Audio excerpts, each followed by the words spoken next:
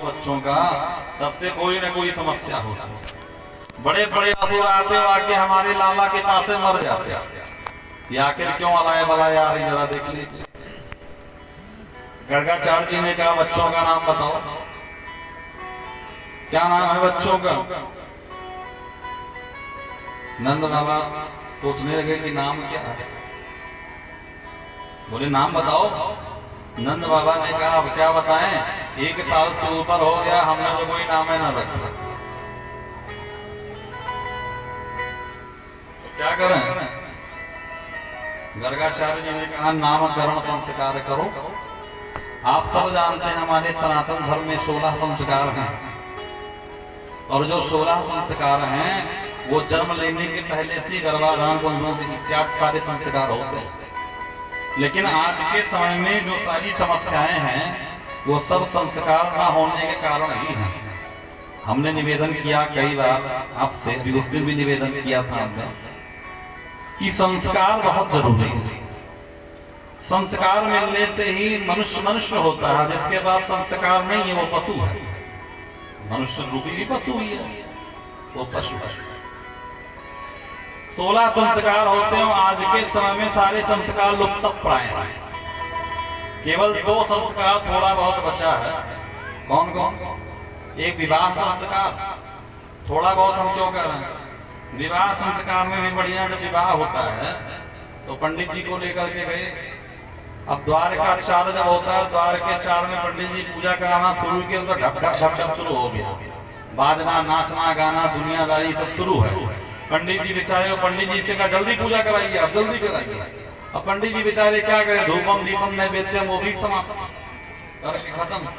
शादी 2 घंटे, सत्यनारायण कथा कहने में भी 2 से 3 घंटे लगते हैं, और व्यक्ति कहता है महाराज आधे घंटे शादी निपटा दो, तो कहां से होगा? आज देखिए आज के दिन में, पहले ये तलाक की जो प्रथा है, डाइवोर्स की, ये हमारे भारत की नहीं है, विदेश की है। और अगर आपको देखना हो तो फैमिली कोर्ट में एक दिन चले जाइए, लगेगा कि सब तलाक के लिए ही आए हैं। क्यों? हमारे यहाँ गुण मिलाने की व्यवस्था है, पूरे गुण मिलाने के, तावा मिलाने की व्यवस्था है, सब प्रकार से मिलाने की व्यवस्था है। मंगली की शादी मंगला से ही की जाती है, दूसरे से नहीं की जाती। मरना जीना तो अलग विषय है, मैं बहुत थोड़ा सा निवेदन करूं मंगली मंगला पे। मंगली क्या होता है? जो बालक अथवा बालिका मंगल दोष से पीड़ित होते हैं, कुंडली के केंद्र में 1, 4, 7, 8, 12 भाव में जब मंगल बैठता है तो वो मंगला माना जाता है। तो मंगला बच्चे जो होते हैं वो बहुत तेज होते हैं, उनकी अपेक्षा जो दूसरे बच्चे होते हैं वो स्लो होते हैं। तो जब विवाह होता है, अगर दोनों एक साथ चलने वाले न हुए, मंगल का क्या है? मंगल एक ओज है, मंगल एक ऊर्जा है, और अगर दोनों में ऊर्जा ना हुआ तो एक पहुंचेगा अठेहा और एक घड़ी से नहीं निकल पाएगा। तो इसलिए मंगला मंगली विवाह का ये प्रयोजन है। कन्या भर्तु विनाशाय, भर्तु कन्या विनश्यति है, लेकिन वो कुछ भावों में है, 8 और 12 भावों के लिए कहा गया है। 7, 8, 12 में 1, 4 आदि में जब मंगल होता है तो ये, लेकिन आज के समय में ये सब कोई नहीं देखता। जो गुण गण बिठाया जाता है वो जन्म कुंडली के राशि नाम से ही बिठाना चाहिए, लेकिन आज का ये समय क्यों है नहीं है महाराज, नाम जब राशि से नहीं मिला, हम लोग देखते हैं लोगों को बोले ये कुंडली आई है, नाम गन्ना बनना बिठा दीजिए गणना। पंडित जी ने देखा, बोले राशि से नहीं मिली, बोले तो नाम से मिला दो महाराज। बोले ये नाम से नहीं मिला, बोले घर वाले नाम से मिला दो। मतलब ये ग्रह दशा जो है, ये जो सारी चीजें आपके बल पे हैं कि जिससे मन हो उसी से मिला दो, तो मिलाओ ही मत।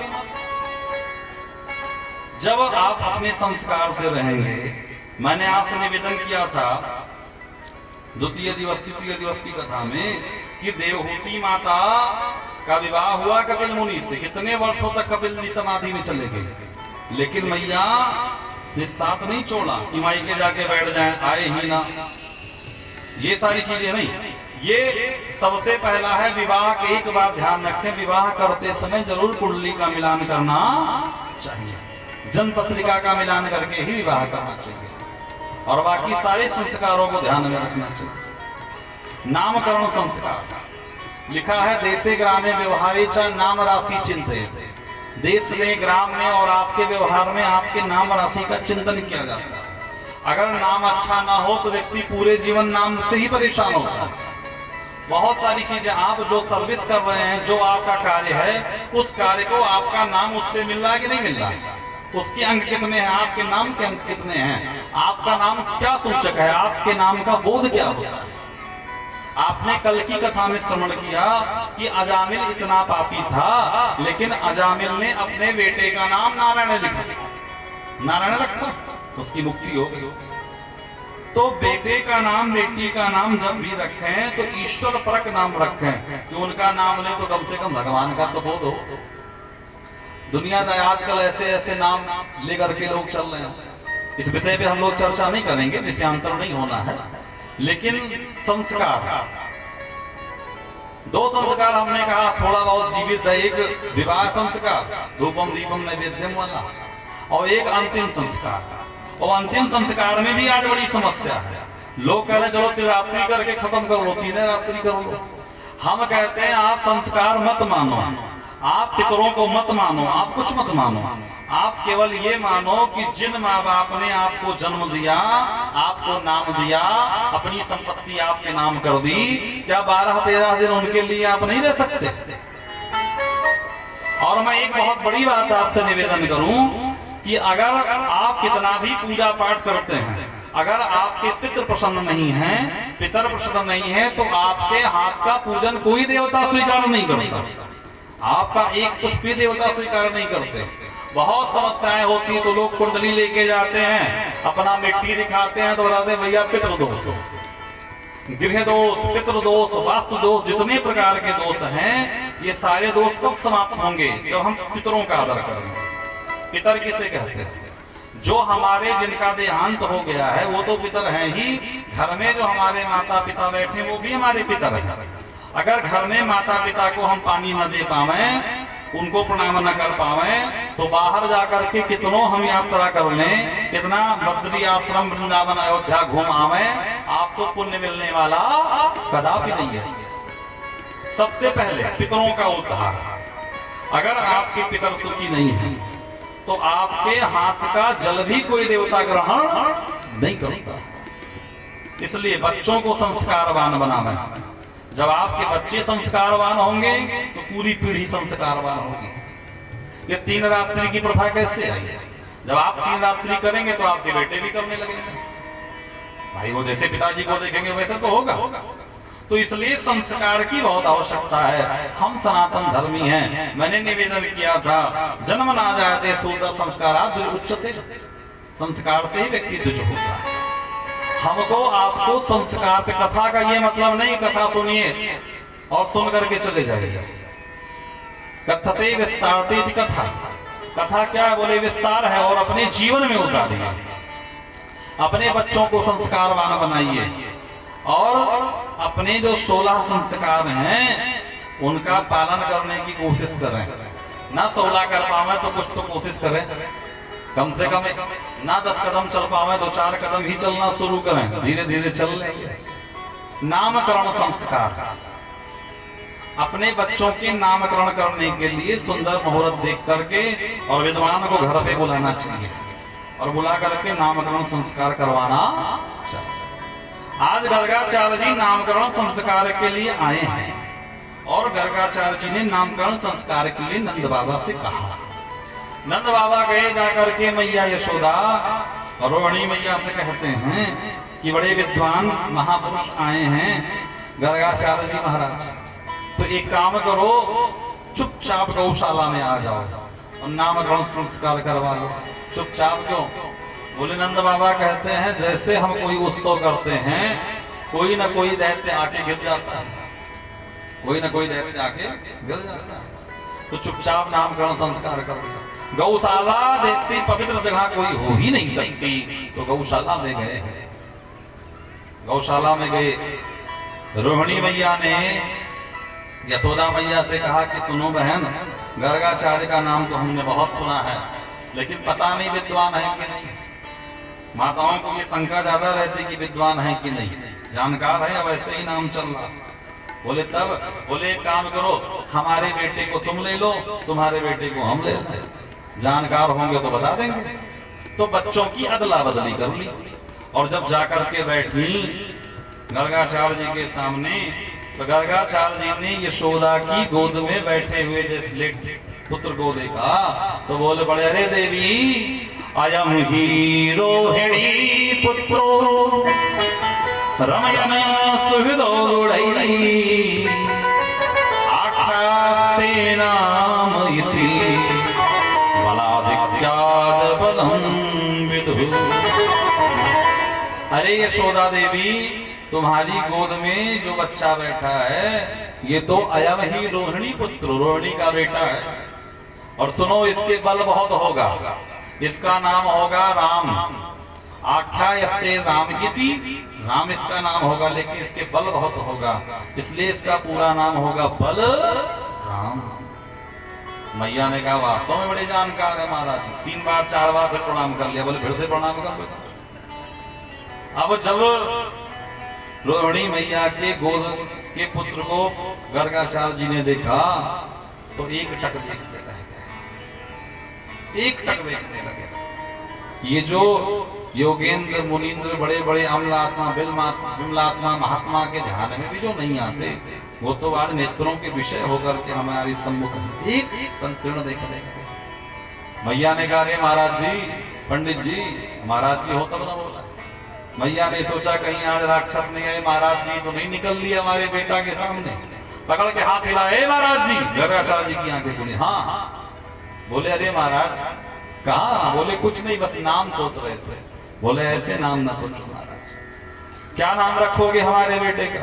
बोले बहुनी संति नामानि, बहुनी संत नामानि रूपाणि चतुर्दशते गुणकर्माणि रूपाणि तान्हं वेदिनो जना। अरे देवी, आपके बेटे के बहुत सारे नाम, बहुनी संत नाम। जैसे जैसे गुण कर्म होता है वैसे इसका नाम होता है, हर युग में इसका जन्म होता है। यशोदा मैया ने कहा हमें तो केवल एक नाम चाहिए, कोई एक नाम रख दो बाबा। बोले आप एक नाम रख दो बाबा। बोले आपका बेटा जानती हो आप, साक्षात नारायण। जैसे साक्षात नारायण कहा, गर्गाचार्य जी ने मुंह में ताला लगवा, गर्गाचार्य जी के मुंह पे भगवान ने ताला लगवा दिया। अब अंदर से बात होने लगी। भगवान ने गर्गाचार्य जी से कहा क्या बता रहे हो बाबा? बोले आपके बारे में। बोले बिल्कुल मत बताना। क्यों? बोले मैया अभी हमें अपना बेटा समझती है, लाल लड़ाती है, प्रेम करती है, दुग्ध पान कराती है। जैसे भगवान बताओगे तो मैया ले जाकर के अलमारी में रख देगी। 3 खाने की अलमारी होगी, ऊपर वाले में कॉपी किताब, नीचे वाले में जूता चप्पल, और बीच वाले में हमको रख देगी। 2 अगरबत्ती सुबह सुना देगी, अपना तो सब दाल चावल रोटी सब्जी पूरी तस्मई खाएंगे, तो हम अगरबत्ती ही सूंघते रह जाएंगे। इसलिए हमें ऐसा न बताओ। बोले तब? बोले हमको बेटा ही रहने दो। मैया ने कहा क्या हुआ महाराज जी, क्या नारायण करे? बोले आपके बेटे में नारायण के समान गुण हैं, नारायण के समान गुण है। नाम क्या होगा? बोले इसका नाम होगा कृष्ण। कृष्ण नाम होगा क्योंकि अब की ये कृष्ण वर्ण के हैं। कल से कृष्ण, जो लोगों के मन को हठात बलात् अपनी तरफ खींच ले वही है कृष्ण। नाम पड़ गया दोनों का, कृष्ण और बलराम। बोले कृष्ण बलराम भगवान की, कृष्ण बलराम नाम पड़ गया। अब भगवान चलने लगे धीरे धीरे, भगवान धीरे धीरे चलने लगे। एक दिन की बात, एक गोपी आई है, और गोपी आई, गोपी आकर के यशोदा मैया से कहती है कि अरे बहन यशोदा, अगर तू कहे तो तेरे यहाँ से एक खांची गोबर ले लूं। खांची समझते ना आप? एक खांची गोबर ले लूं। यशोदा ने कहा ये गोबर ही पूछने की बात है, जितना चाहे उतना ले जा। गोपी जाकर के गोबर भरने लगी। भगवान पहुंच गए, जाके खड़े हो गए, क्यों री गोपी क्या ले रही? गोपी ने कहा लाला गोबर ले रही। और जैसे गोबर गोपी भरती है, भगवान का गोपी से स्पर्श हो गया, और जैसे भगवान का अंग संग गोपी प्राप्त करती है, आनंदित हो उठती है। भगवान से बोली कन्हैया जरा हमारे खांची तू हाथ लगा देगा जरा, इसमें ज्यादा गोबर हो गया। भगवान ने हाथ लगा दिया और गोपी प्रमुदित हो गई और गोबर लेके गई, फेंक के फिर बाहर भरने लगी। भगवान ने कहा गोपी तू फिर आ गई। गोपी ने कहा कन्हैया और चाहिए। भगवान ने कहा कितना चाहिए? बोले कई चाहिए और तुझे उठाना पड़ेगा। कन्हैया ने कहा देख देख गोपी तेरा कोई ठिकाना नहीं है, तो कितनी मांगा है, तो कुछ हिसाब किताब रख ले, कितना ले जाएगा और उसके बदले में हमें क्या देगी? गोपी ने कहा जितना खांची गोबर ले जाऊंगी कन्हैया, उतना तुझे ताजे माखन के गोले दूंगी। भगवान ने कहा ठीक है, लेकिन हिसाब कैसे रखेंगे? गोपी ने कहा जितना गोबर ले जाऊंगी तेरे चेहरे पे लगाती जाऊंगी थोड़ा थोड़ा सा, वही हिसाब हो रहा है। अब गोपी जितने खांची गोबर ले जाती एक लिख तो भगवान के चेहरे पे लगा देती। भगवान का पूरा चेहरा गोबर से भर गया और गोपी बार बार आती और लेकर जाती। अब जब पूरा चेहरा भर गया तो गोपी ने कहा शाम को लाला आइयो, तुम्हें माखन का गोला दूंगी। भगवान जैसे अपने घर में पहुंचे, मैया यशोदा ने देखा, बोले अरे कन्हैया ये गोबर गणेश बने कहाँ घूम रहे हो? हाथ लगाना चाहा, भगवान ने हाथ पकड़ लिया, बोले ए मैया सारा हिसाब खराब कर देगी क्या? मैया ने कहा अरे कन्हैया तेरे चेहरे पे कौन सा हिसाब किताब? बोले तू नहीं समझेगी, ये हमारा हिसाब है। और जैसे वो गोपी गई, वो गोपी जा करके सारी गोपियों को बताती है। अब तो सारी गोपियां भगवान से मिलने के लिए उनके मन में उत्कंठा जागृत हुई, भगवान से मिले हम, भगवान से मिले। लेकिन मिले कैसे? तो सब गोपियों ने हाथ जोड़ के प्रार्थना किया, कन्हैया हम तो तुम तक नहीं आ सकती, क्या तुम हम तक नहीं आ सकते? भगवान ने कहा क्यों नहीं? तो भगवान ने योजना बनाई, और भगवान ने योजना बनाई। योजना के अंतर्गत भगवान ने एक मंडल बनाया। कौन सा मंडल बनाया? चौर बाल गोपाल चौर विद्या प्रचार प्रसार मंडल, और खुद बन गए अध्यक्ष।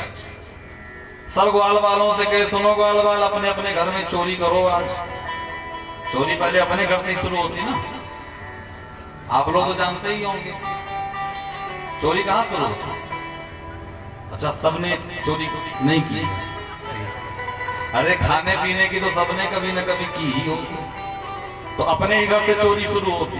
तो सब गए चोरी की है, तो दूसरे दिन जब मिले तो कुछ तो सफल हुए, कुछ विफल हुए, और कुछ पकड़े गए तो पीटे गए।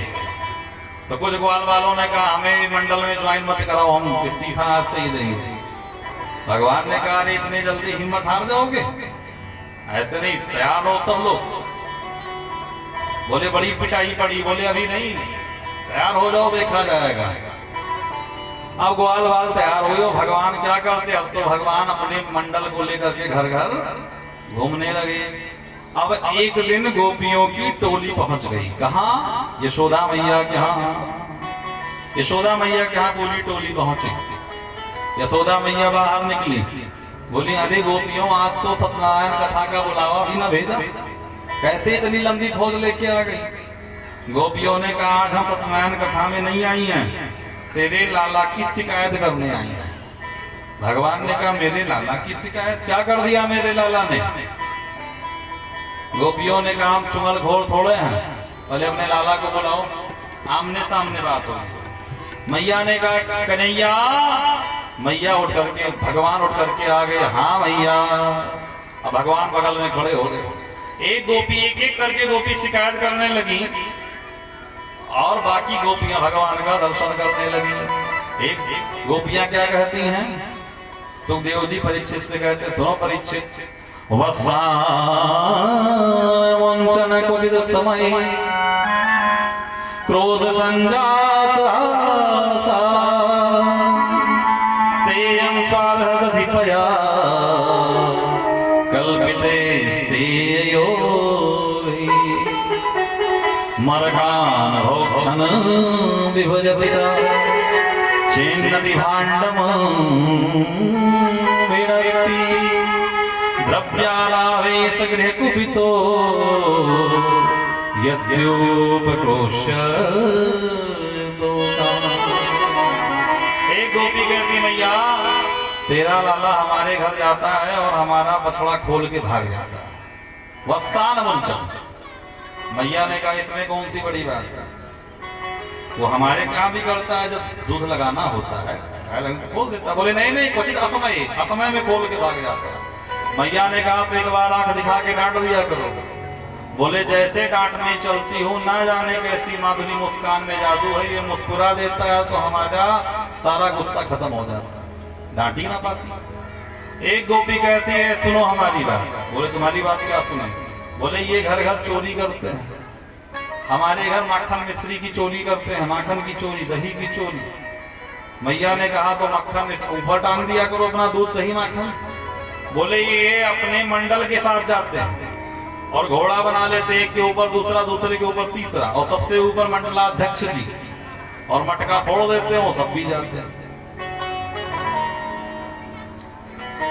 मैया ने कहा तो इसमें बड़ी बात नहीं है, तुम अपने मन से दे दिया करो तो क्यों चोरी करें। गोपियों ने कहा जो हम कहती हैं कन्हैया तेरे बाप के पास तो इतनी गायें हैं, तुझे कौन सी भूखमरी लगी है, तो यहाँ चोरी करने आता है, और चल आता भी है तो हमसे मांग लिया कर, हम दे देंगी, ये चोरी करने की क्या जरूरत। तो ये तुम्हारा लाला कहता है, तुम्हारा लाला कहता है यशोदा कि भाभी जो मजा चोरी करने में हो मांग के खाने में नहीं है। और एक गोपी ने कहा हमारे यहाँ तो कुछ भी खा ले हमें कोई दिक्कत नहीं। बोले तब। बोले ये खाता तो है और ना जाने कौन सी मित्रता बंदर भालुओं से है, कैसी आवाज ये निकालता है कि सारे बंदर भालू प्रकट हो जाते हैं और सब खा लेते हैं। और खाने के बाद जब मटका बचता है तो मटका उठाता है, सूंघता है, और सूंघने के बाद कहता है इतना सड़ा सड़ाया माखन के कुत्तों न पूछे, पटक के भाग जाता है भांडम भिनक। एक गोपी ने कहा बहन हम दुखियारी हमारा सुन लो। बोले तुम्हारा क्या सुना।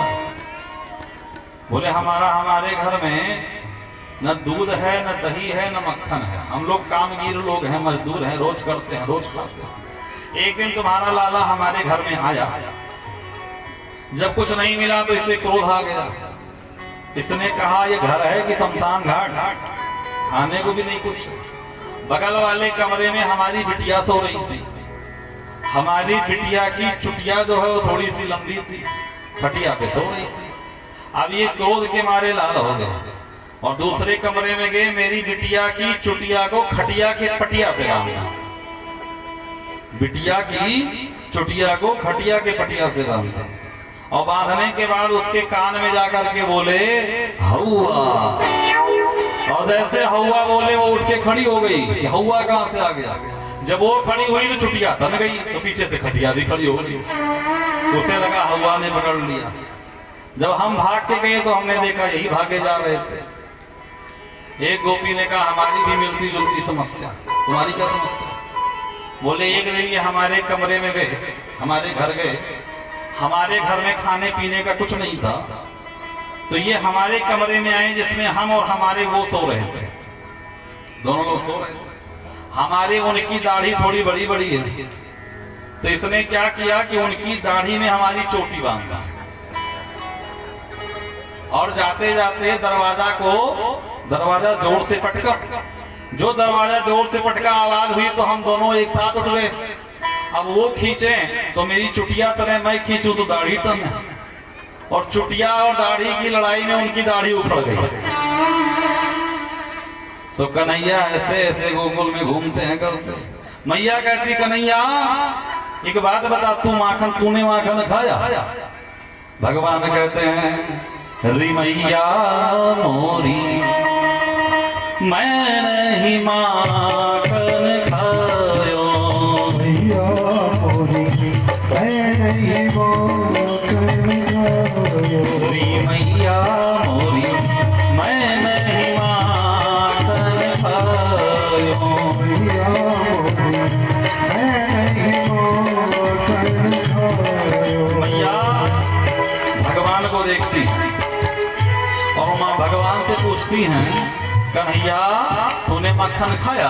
तो भगवान क्या कहते हैं, मैया मोरी मैं नहीं माखन खायो। मैया मोरी मैं नहीं माखन खायो। भगवान अपना चेहरा हिला के कहते हैं मैंने माखन नहीं खाया।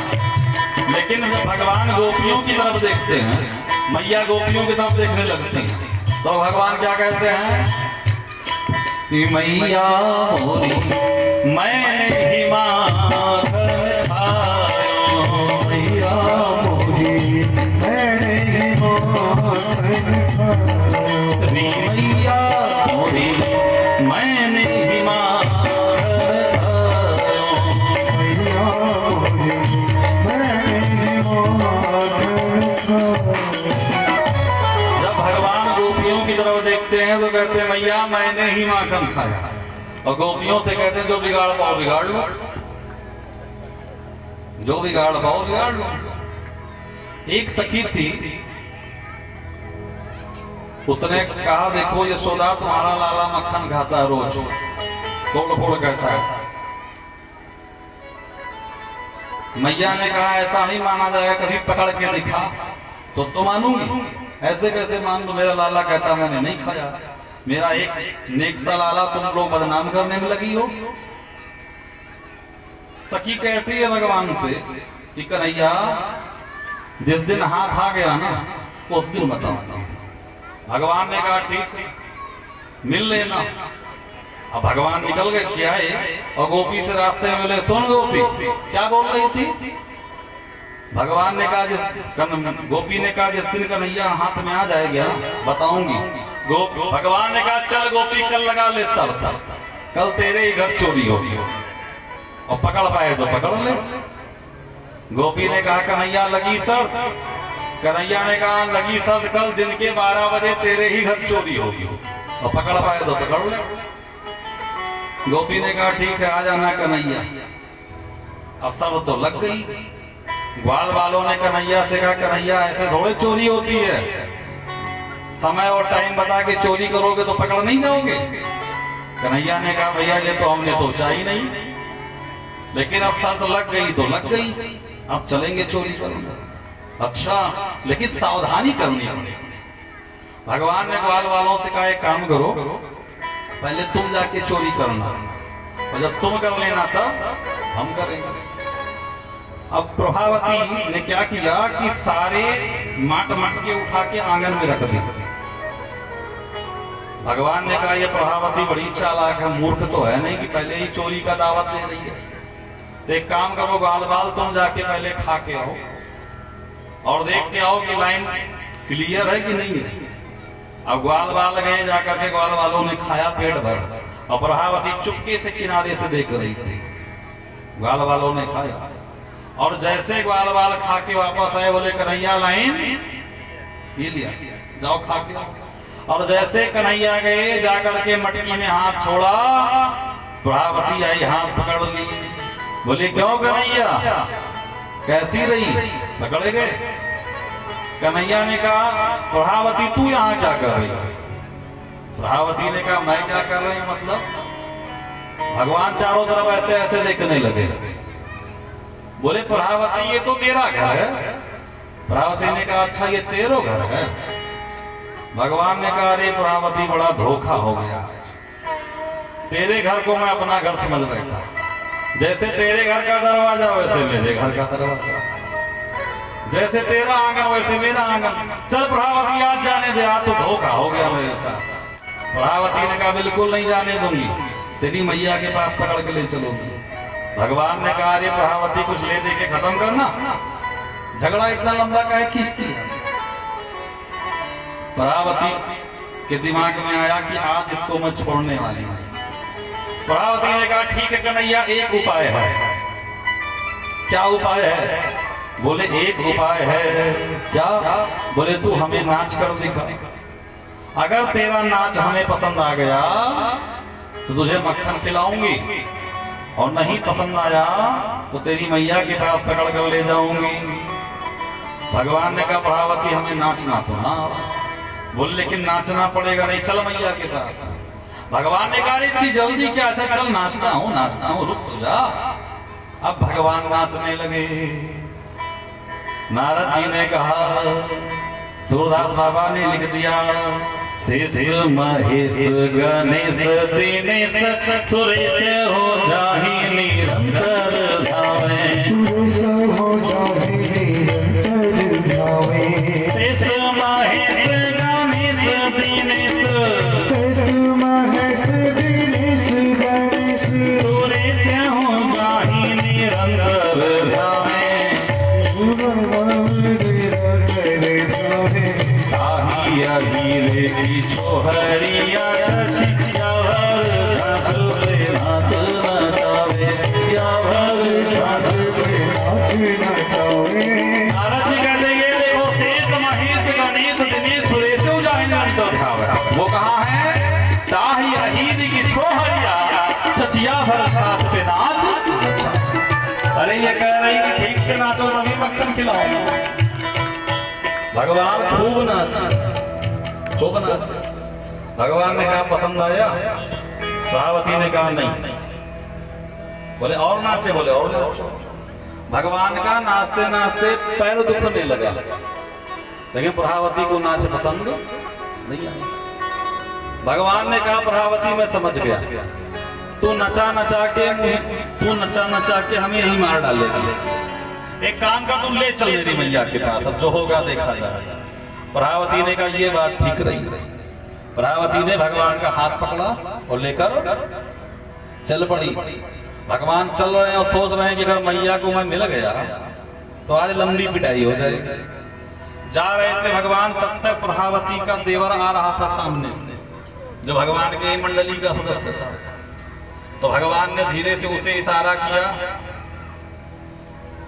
कि तुम्हारी भाभी जबरदस्ती खिलाने ले जा रही है, लेकिन हमारे पेट में भूख नहीं है। तो वो थोड़ा पेटू था, तो उसने कहा तो हमें ही खिला दो। इशारे में बात होगी। भगवान ने कहा इधर आओ। भगवान ने कहा क्यों री प्रभावती, शर्म लिहाज होके पी गई क्या? प्रभावती ने कहा क्या हुआ? बोले पूरे बाजार में चौखटा जैसा मुंह लिए घूम रही, कम से कम घूंघट तो कर ले। प्रभावती ने कहा बात सही है। तो प्रभावती ने क्या किया, भगवान का हाथ छोड़ा और घूंघट खींचा, और जैसे हाथ पकड़ने चली तो देवर का हाथ भगवान ने पकड़ा दिया।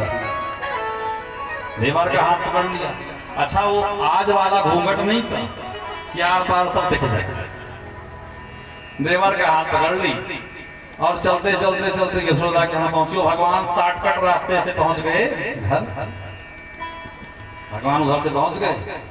अब प्रभावती पहुंची, बोले यशोदा बहन बाहर निकल, बाहर निकल। मैया आई, बोली प्रभावती क्यों चिल्ला रही है? बोले तू कहती थी ना कि पकड़ के दिखाओ, आप तेरे लाला को मैं पकड़ के लाई हूं। मैया ने कहा ये मेरो लाला है। प्रभावती ने कहा अगर तेरो नहीं तो क्या मेरो लाला? मैया ने कहा कन्हैया, तो कन्हैया अंदर से फिर भाग के आ गया। हाँ मैया। जब कन्हैया सामने दिखे तो प्रभावती ने अपना घूंघट उठाया और बगल में देखा तो वही इनके देवर। बोले तू कहां से आ गया? भगवान ने इशारा किया, इशारों में कि सुनो, अब की तो देवर का हाथ पकड़ के घुमा जा है, दोबारा हमसे पंगा लोगी तो ससुर का हाथ पकड़ के पूरा बाजार घुमा देंगे। बोले कन्हैया की जय। भगवान ऐसी लीला करते, लेकिन प्रत्येक गोपियां चाहते हैं कि भगवान उनके घर आवे। अच्छा आप लोगों में कितने लोग चाहते भगवान घर आवे? जरा हाथ उठाइए। अच्छा कुछ लोग चाहते हैं कि ना आवे, नहीं खर्चा करना है ना। भगवान आवे, मन में भगवान आवे, होते हैं भगवान आवे, तो गोपियां भगवान को पुकारती हैं। आइए हम लोग भी एक बार भगवान को पुकारें। कैसे? सुनी है गोकुल नगरी